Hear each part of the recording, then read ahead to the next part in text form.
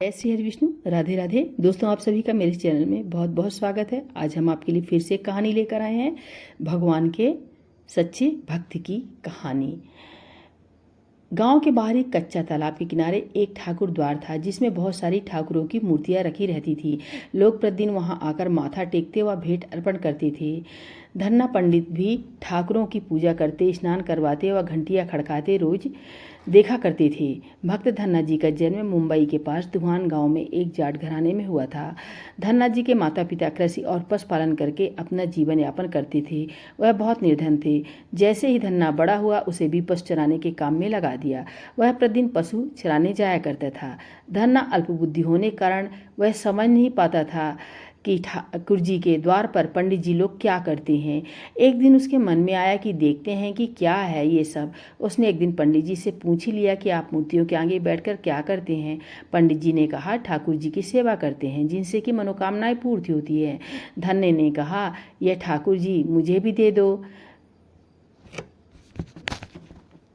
जब धन्य की लगन लगी, उसी समय उसके माता पिता बूढ़े हो चुके थे और अकेला वह नवयुवक था। उसे ख्याल आया कि ठाकुर जी की पूजा करके उन्हें खुश किया जा सकता है और सब कुछ प्राप्त किया जा सकता है, तो उसे यह अवश्य करना चाहिए, जिससे घर की गरीबी दूर हो जाए तथा सुख आए। ऐसा सोचकर धन्ना पंडित जी के पास गया। पंडित जी ने पहले ठाकुर दिनेश से मना कर दिया कि वह ठाकुर की पूजा अकेले नहीं कर पाएगा। दूसरा, तुम अनपढ़ हो। तीसरा, ठाकुर जी के मंदिर के बिना कहीं नहीं रहते और न ही प्रसन्न रहते, इसलिए तुम जिद मत करो और खेतों की संभाल करो। ब्राह्मण का धर्म है पूजा पाठ करना और जाट का कार्य है अनाज पैदा करना। पंडित जी के समझाने के बाद भी धन्ना टस से मस नहीं हुआ। अपनी पिटाई के डर से पंडित जी ने शालिग्राम मंदिर में जो फालतू पड़े थे उन्हें उठाकर दे दिया और पूजा पाठ की विधि भी बता दी।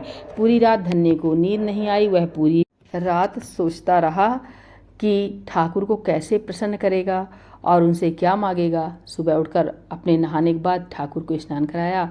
भक्ति भाव से बैठकर लस्सी, रिडकी व रोटी पकाई। उसने प्रार्थना की कि हे प्रभु, भोग लगाओ। मुझ गरीब के पास रोटी, लस्सी और माखन ही है और कुछ नहीं है। जब और चीज़ें दोगे तब आपके पास रख दूंगा। वह बैठा ठाकुर जी को देखता रहा और अब पत्थर भोजन कैसे करे। पंडित जी तो भोग का बहाना लगाकर सारी सामग्री घर ले जाते थे, पर भले बालक को इस बात का ज्ञान कहाँ था। वह व्याकुल होकर कहने लगा कि आप क्या जाट का प्रसाद नहीं खाएंगे? दादा तो इतनी देर नहीं लगाते थे। यदि आज आपने प्रसाद नहीं खाया तो मैं मर जाऊंगा, लेकिन आपके बगैर नहीं खाऊंगा। प्रभु जानते थे कि यह मेरा निर्मल भक्त है, छल कपट नहीं जानता। अब तो प्रकट होना ही पड़ेगा।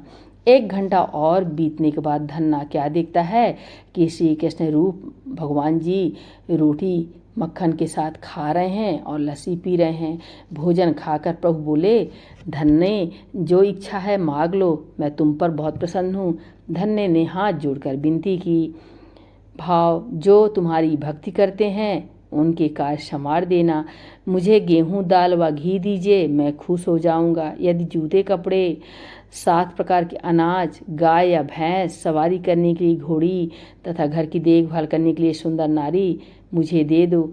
धन्य के वचन सुनकर प्रभु हंस पड़े और बोले, यह सब वस्तुएं तुम्हें मिल जाएगी। प्रभु बोले, और कुछ चाहिए? धन्ना ने कहा, प्रभु, मैं जब भी आपको याद करूं आप दर्शन दीजिए। यदि कोई ज़रूरत हुई तो बताऊंगा। तथास्तु, भगवान ने उत्तर दिया। हे प्रभु, धन्ना आज से आपका आजीवक सेवक हुआ। आपके अलावा किसी अन्य का नाम नहीं लूँगा। धन्ना खुशी से दीवाना हो गया। उसकी आंखें बंद हो गई। जब आंखें खोली तो प्रभु वहाँ नहीं थे।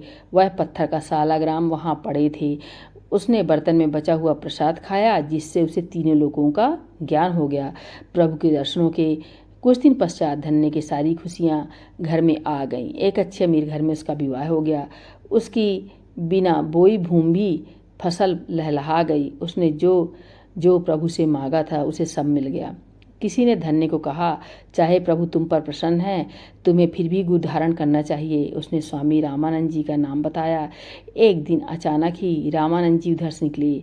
भक्त धन्य ने दिल से उनकी खूब सेवा की तथा दीक्षा मांग ली। रामानंद जी ने उनकी विनती स्वीकार कर ली और दीक्षा देकर धन्य को अपना शिष्य बना लिया। धन्ना भगवान के नाम का सुमिरन करने लगा। दोस्तों, ये कहानी कैसी लगी? अगर अच्छी लगी हो तो राधे राधे कमेंट में ज़रूर लिखिए और प्लीज़ वीडियो को लाइक, चैनल को सब्सक्राइब ज़रूर करें। नमस्कार।